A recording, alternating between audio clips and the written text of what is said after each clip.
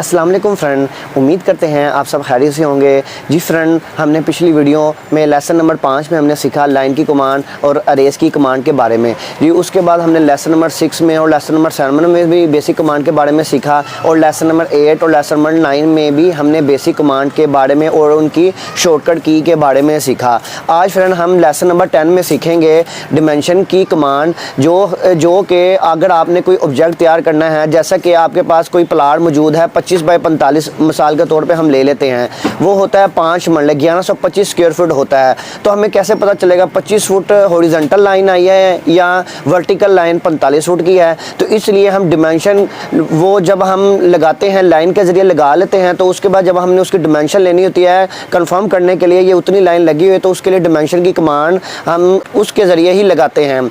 तो चलते हैं अपने वाइट बोर्ड पर, आपको बताते हैं डिमेंशन की कमांड कि क्या है। ये देखिए डिमेंशन, एक तो मैंने आपको डिमेंशन की सेटिंग के बारे में बताया था, वो सेटिंग तो आपने करनी है जो बेसिक सेटिंग है, लेकिन डिमेंशन की कमांड भी है, उसकी है DLI एंटर। ये है आपकी डिमेंशन की कमांड। मिसाल के तौर पे आपके पास एक लाइन मौजूद है, तो आप DLI एंटर करेंगे तो आपने इस पॉइंट से क्लिक करना है और इस पॉइंट पे क्लिक करना है, तो आपके पास यहाँ डिमेंशन आ जाए। जितनी भी ये लाइन आपने लगाई होगी वहाँ फॉर एग्ज़ाम्पल आपने 25 फुट लगाई है, तो आपके पास यहाँ 25 फुट लिखा आ जाएगा। और ये हमने फुटों में करना है। अगर आपने मिलीमीटर में करना है तो बेसिक सेटिंग में जाके आप कर सकते हैं। इसके अलावा जिसमें भी इंचों में करना है, ये हम फुटों में कर रहे हैं, इंचों और फुटों में हम करते हैं आर्किटेक्चर में, तो इसलिए मैंने ये 25 फुट में लगा लिया है। उसके बाद दूसरी कमांड हमारी जो आज मौजूद है वो DC हो, डिमेंशन कंटिन्यू। ये है DCO। दूसरी कमांड जो हमने सीखनी है DCO एंटर। ये DCO ये डिमेंशन के लिए ही इस्तेमाल होती है, क्योंकि अगर आपने ये आपके पास ये लाइन मौजूद है 25 फुट की और इसके बाद यहाँ आपका ख़त्म हो जाता है ऑब्जेक्ट। ये फौरन मैं ये डब्बा में बना लेता हूँ।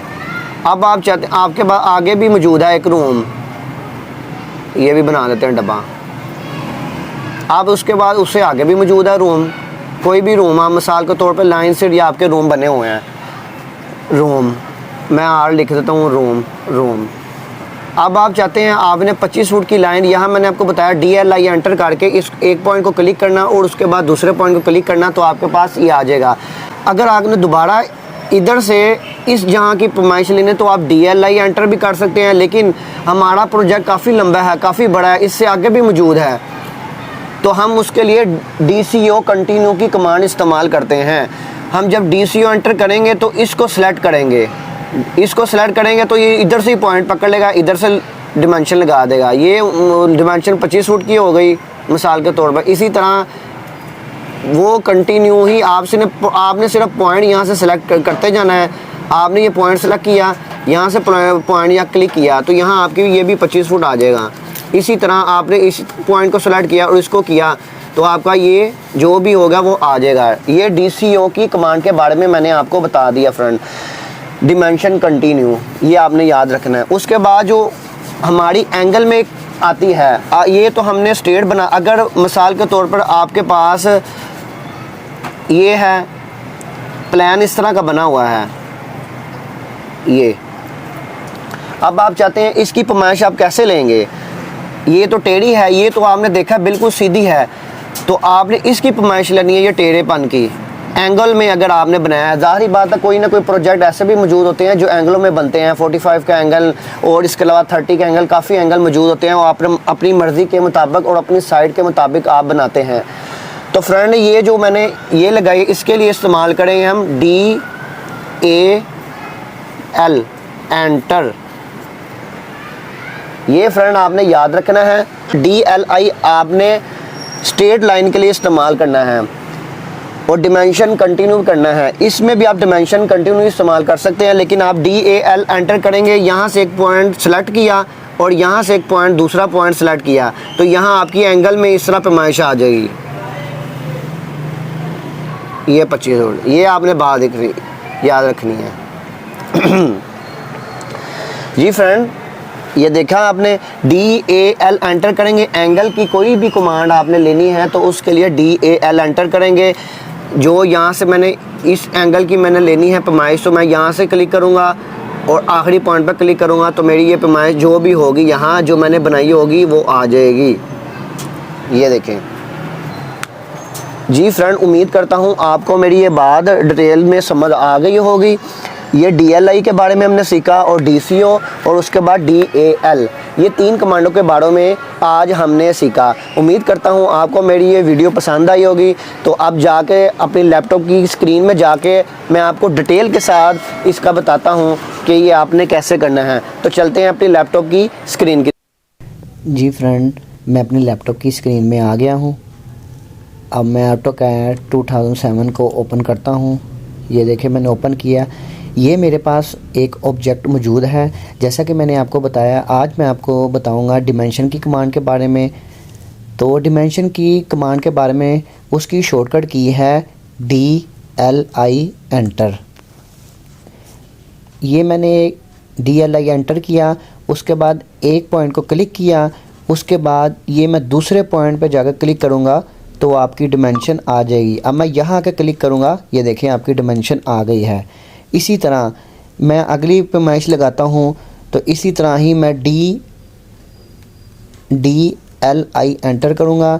इसी तरह ही मैं इस पे एक पॉइंट को क्लिक किया, ये दूसरे को क्लिक किया और मैं ये नीचे आके यहाँ क्लिक किया तो ये मेरी 9 इंच की वाल आ जाएगी। तो फ्रेंड, उम्मीद करता हूँ ये आपको मेरी बात समझ आ गई है। इसी तरह मैं आपको फ्रेंड बताता हूँ कि मैंने DLI तो कर लिया, उसके बाद जब DCO कमांड लगानी है, ये देखें DCO मैंने लगानी है।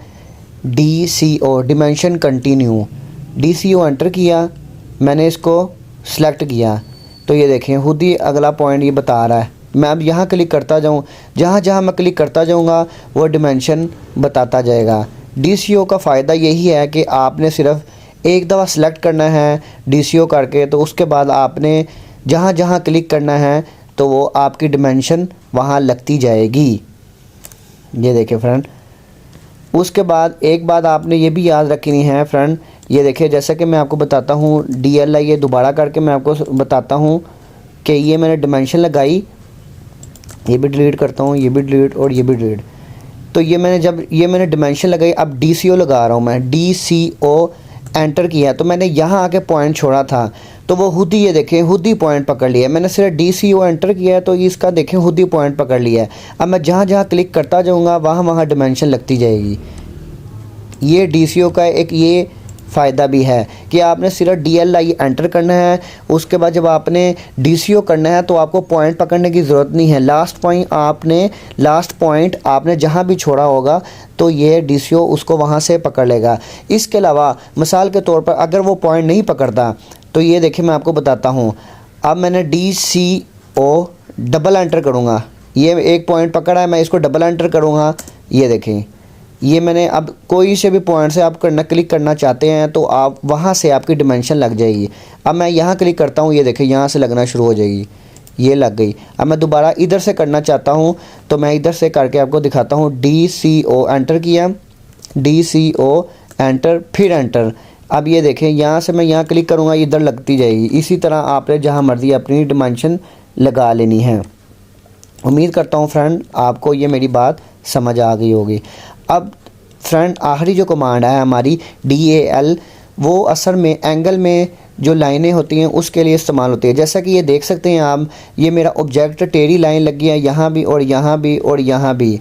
आप चाहते हैं कि यहाँ लगाने के लिए अगर आप DLI करेंगे तो वो सीधी लाइन का बताएगा, सही डिमेंशन और सही पैमाइश उसकी नहीं निकलेगी। इस वजह से हम एंगल में DAL करते हैं जो एग्जैक्ट पैमाइश निकालती है। ये देखिए हम DAL एंटर वैसे ही सेम करना है। उसके बाद ऑब्जेक्ट को क्लिक किया यहाँ से, उसके बाद अगले पॉइंट पर क्लिक किया तो वो आपकी डिमेंशन आ जाएगी। इसी तरह दोबारा मैं बताता हूँ, DAL किया।